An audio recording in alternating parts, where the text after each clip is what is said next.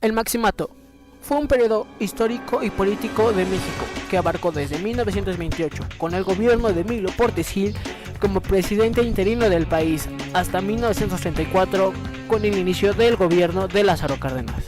Este periodo se caracterizó por la influencia de Plutarco Elías Calles en la política mexicana, el cuyo apodo de jefe máximo de la revolución deriva el nombre de este periodo.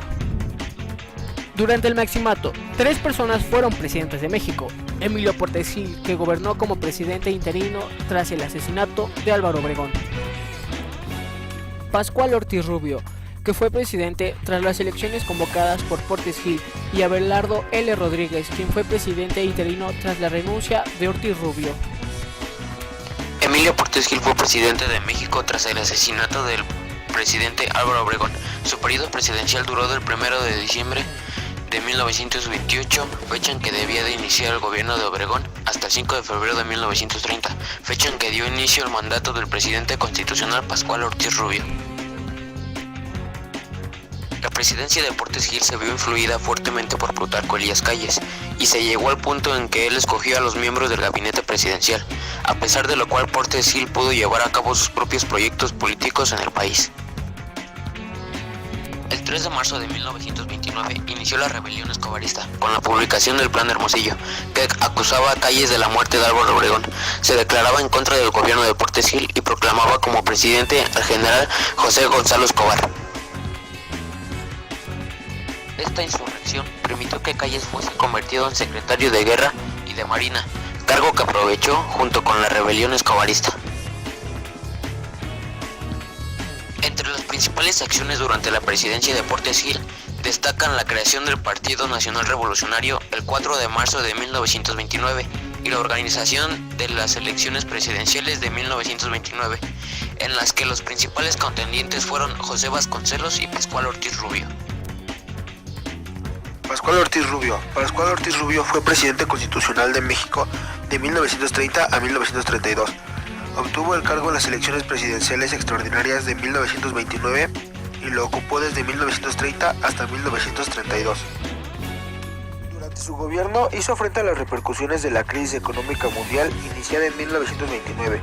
Se redactó la Doctrina Estrada, la cual dice que México no debe juzgar ni para bien ni para mal los gobiernos ni los cambios en el gobierno de otras naciones. Se promulgaron la Ley Federal del Trabajo, la Ley del Crédito Agrícola y el Código Penal. Igualmente, en México, durante el gobierno de Pascual Ortiz Rubio, se hizo miembro de la Liga de las Naciones, amplió la red telefónica del país y ratificó la libertad de cultos. Su elección estuvo plagada de irregularidades, fue muy disputada y existen dudas sobre la veracidad de los resultados oficiales que permitieron a Ortiz Rubio convertirse en presidente. Tras 2 años de mandato presentó su renuncia y es hasta la fecha el último presidente de México que ha renunciado a su cargo.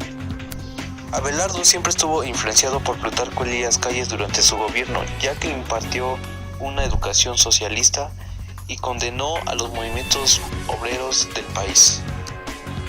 Lo más importante de su gobierno fue la promulgación de la reforma agraria. Reformó la ley de patrimonio ejidal, estableció el banco hipotecario y de obras públicas. El 5 de enero de 1934 estableció el salario mínimo y envió al Congreso la Ley Orgánica de la Universidad Nacional Autónoma de México. Abelardo siempre estuvo influenciado por Plutarco Elías Calles durante su gobierno, ya que impartió una educación. En 1934, Lázaro Cárdenas del Río fue electo presidente constitucional de México.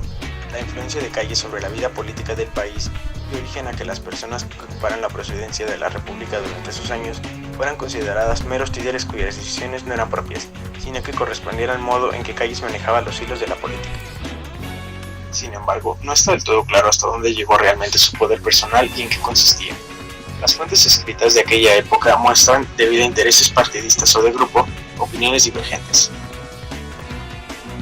Por un lado, la leyenda negra, promovida por el sector católico principalmente, de que Calles poseía una influencia siniestra que infundía temor entre el pueblo. Por el otro, la versión que muestra al jefe máximo como el patriarca intachable y bondadoso que sus seguidores quisieron ver siempre en él.